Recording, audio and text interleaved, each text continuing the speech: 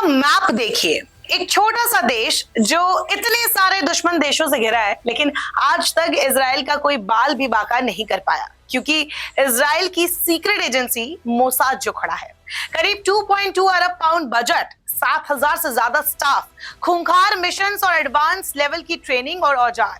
Mossad के पास सब कुछ है। भले ही 7 अक्टूबर को हमास की तरफ से होने वाले अटैक को वो भाप नहीं पाया, लेकिन मोसाद को हल्के में लेना भी एक मजाक है। इस रिपोर्ट पे दुनिया की सबसे खतरनाक सीक्रेट एजेंसी और उसके मिशन के बारे में बताएंगे, लेकिन शुरुआत करेंगे वर्ल्ड वॉर 2 के बाद की कहानी से कि आखिरकार मोसाद बना कैसे।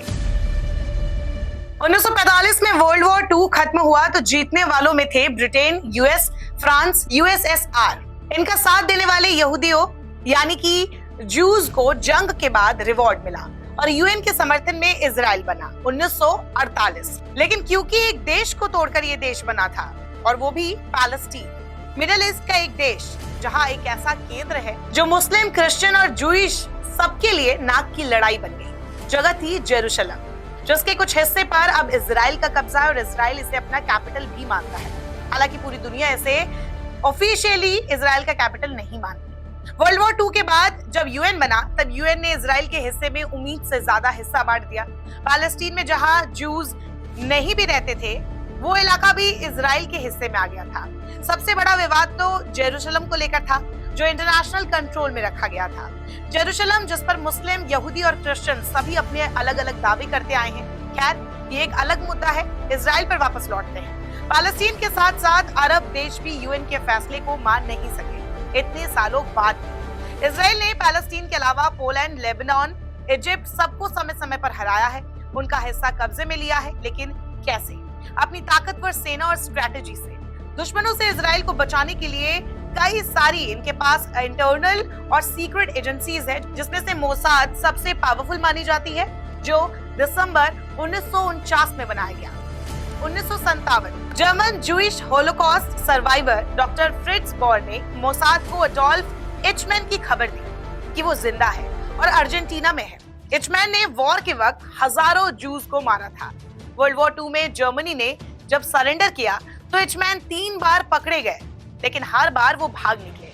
1959 में इजराइल के पीएम बेन गुरियन ने मोसाद के हेड इजर हेरेल को ऑर्डर दिया कि वो एचमैन को पकड़कर इजराइल लाए।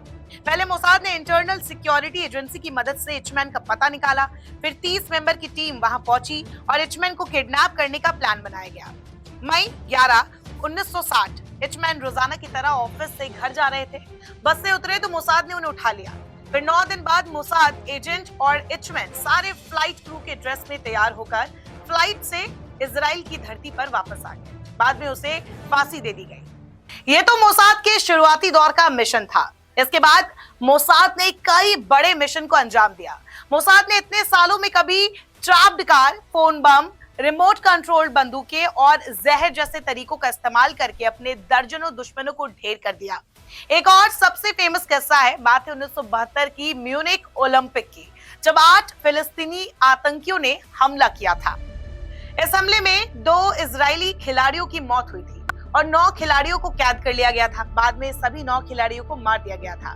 मोसाद ने अपने 11 खिलाड़ियों की हत्या करने वाले आतंकियों को दुनिया के कोने कोने से ढूंढ कर मारा था। यह 12 साल तक चला था, जिसमें यूरोप और मिडिल ईस्ट में छिपे आतंकी मारे गए थे। इस ऑपरेशन का नाम रखा गया था रैथ ऑफ गॉड, यानी कि ईश्वर का प्रकोप। ऑपरेशन को लीड कर रहे थे मोसाद एजेंट माइकल ने 5 अलग अलग टीम बनाई। कहा जाता है इजराइल की एजेंसी मोसाद के एजेंट आतंकियों को मारने से पहले उन्हें तोहफा भेजते थे, जिसमें लिखा होता था कि हम ना भूलते और ना ही माफ करते हैं। वैसे तो दुनिया में अमेरिका, ब्रिटेन, भारत और रूस से लेकर चाइना तक कई देशों में कई खुफिया एजेंसियां हैं जो बेहद शक्तिशाली और पावरफुल मानी जाती है। इनके जासूसों की पहुंच पूरी दुनिया में होती है, लेकिन इनमें मोसाद का नाम बड़ी इज्जत के साथ लिया जाता है, क्योंकि ये एजेंसी अपने मुल्क के दुश्मनों के खिलाफ एक किलिंग मशीन की तरह काम करती है। मोसाद अपने दुश्मनों को उनके देश में घुसकर चुन चुन कर मारने के लिए जानी जाती है। आमतौर पर ऐसे ऑपरेशन को अंजाम देना बेहद ही कठिन होता है, लेकिन मोसाद को ऐसे अभियानों में महारत हासिल है। मोसाद ने अमेरिका के लिए ईरान में घुसकर अल कायदा के नंबर 2 आतंकी अल मसरी को मार गिराया। फिर ईरान में घुसकर आतंकी अबू मोहम्मद का भी खात्मा किया। पैलेस्टीनियन नेता यासिर अराफात के राइट हैंड खलील अल वजीर उर्फ अबू जिहाद को ट्यूनीशिया में टूरिस्ट बनकर गए मोसाद के एजेंट ने उसकी परिवार के सामने ही 70 गोलियां मारी थी। अपने ही देश के परमाणु कार्यक्रम की जानकारी लीक करने वाले बागी साइंटिस्ट बनूनू को भी पकड़ने के लिए मोसाद ने अपनी कातिल जाबाज हसीनाओं का इस्तेमाल किया और उसे प्यार के जाल में फंसाकर वापस इजराइल ले आई। नवंबर 2020 में ईरान के सैन्य परमाणु कार्यक्रम शीर्ष वैज्ञानिक ब्रिगेडियर जनरल मोहसिन फखरीजादे की हत्या कर दी गई। हालांकि मोसाद ने तब इसकी जिम्मेदारी खुले तौर पर नहीं ली, लेकिन जून 2021 में मोसाद के मुखिया ने इसे लेकर अहम खुलासे किए थे।